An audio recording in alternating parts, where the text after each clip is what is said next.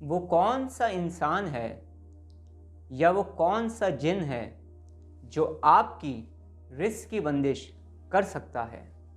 क्या आप मुझे उस जिन का या उस इंसान का नाम बता सकते हैं?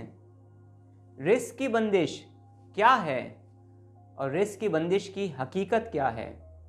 आज की वीडियो में आप जान पाएंगे कि हर किस्म की रिस्क की बंदिश का तोड़ 7 मिनट में, सिर्फ और सिर्फ 7 मिनट में आप कैसे कर सकते हैं। 7 मिनट में रिस्क की बंदिश का तोड़ आप किस तरह से कर सकते हैं, वो तरीका मैं आज आपको बताने जा रहा हूँ और उसकी इजाज़त भी आज आपको मैं दूंगा। किसी जिन में इतनी ताकत नहीं, किसी मखलूक में इतनी ताकत नहीं और किसी इंसान में इतनी ताकत नहीं जो आपके रिस्क को मुकम्मल तौर पर बांध सके।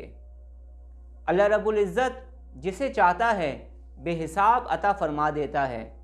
अल्लाह रब्बुल इज़्ज़त जिसे चाहता है उसका रिस्क तंग कर देता है।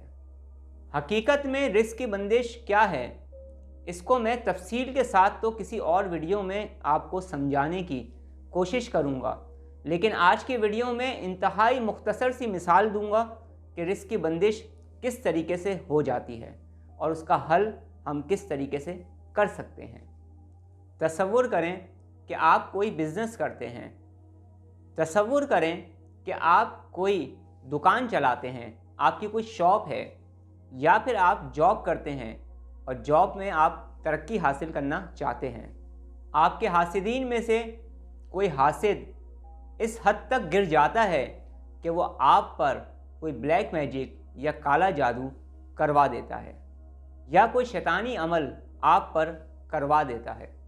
अगर उस शैतानी अमल का असर आपके बिज़नेस, कारोबार या जॉब पर पड़ता है तो फिर ये होता है कि अगर आपका बिज़नेस ग्रो कर रहा होता है, आपका बिज़नेस तरक्की कर रहा होता है, आपकी दुकान या आपकी शॉप पर बहुत ज़्यादा ग्राहकों का रश रहता है, या आप अपनी जॉब में तरक्की करना चाह रहे होते हैं और तरक्की के मौके आपको मिलने वाले होते हैं, ये जो जादू करवाया गया है या ये जो ब्लैक मैजिक करवाया गया है,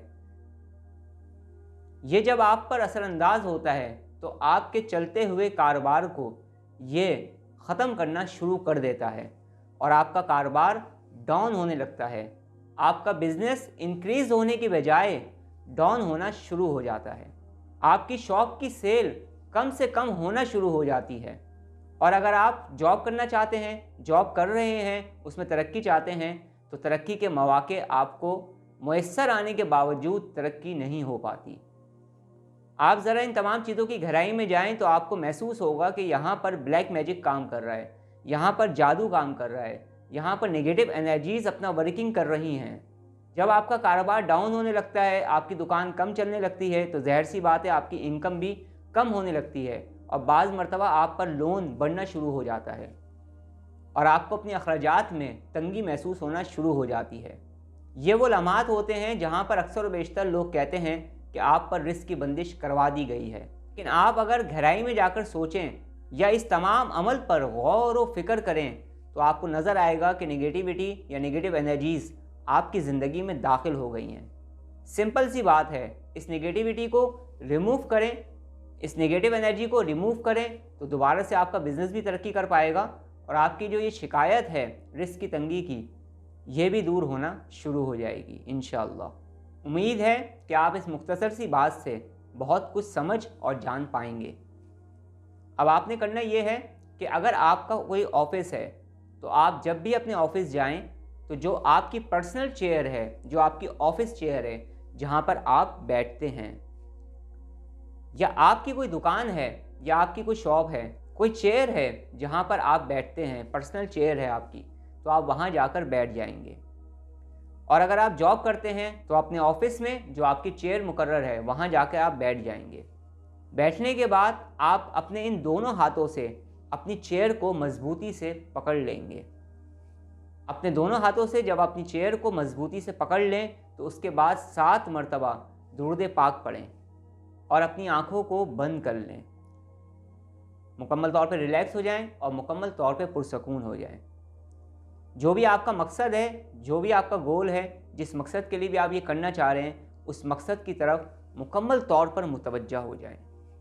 اول آخر درود پاک پڑھیں، 7 مرتبہ سورہ فاتحہ پڑھیں، 7 مرتبہ سورہ کوثر پڑھیں اور 40 مرتبہ یا کریمو یا فتاحو پڑھیں۔ پڑھنے کے بعد اپنے دونوں ہاتھوں پہ دم کریں اور اپنے جسم پر پھیل لیں، اور جس چیئر پر آپ بیٹھتے ہیں اس چیئر پر دم کر دیں۔ انشاءاللہ تعالیٰ اس عمل کرنے کی برکت سے آپ پر کسی بھی طرح کی کوئی رزق کی بندش کروائی گئی ہوگی تو وہ ختم ہونا شروع ہو جائے گی انشاءاللہ۔ اب میں آپ سے اجازت چاہتا ہوں، اپنا بہت زیادہ خیال رکھیے گا، مجھے دعاؤں میں یاد رکھیے گا۔ السلام علیکم ورحمۃ اللہ وبرکاتہ۔